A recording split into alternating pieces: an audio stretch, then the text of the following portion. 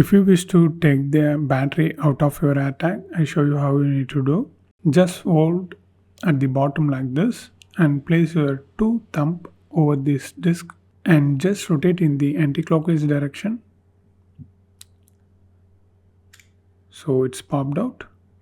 Take the battery, and if you want to change the new battery, you need to buy this one, CR2032 battery. Here you can see the plus indication, so it's positive. We need to fix this facing upwards like this.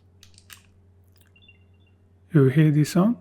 So if you try to replace the battery, you must reset your iPhone after you replace the battery. So it's like this. You just need to place like this. You hear a beep. So that's a short beep. You need to do this until you hear the long beep. So like this. You need to do until the long beep. And just take the cover. You can see a cut. Here also you can see the cut. Just place like this.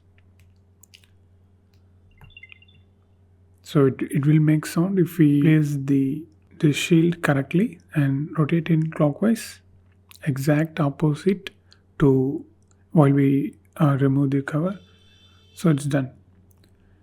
Here you can see the connect option. So it works. This is how you need to do, and if you want to know more videos about airtag, you need to watch this playlist.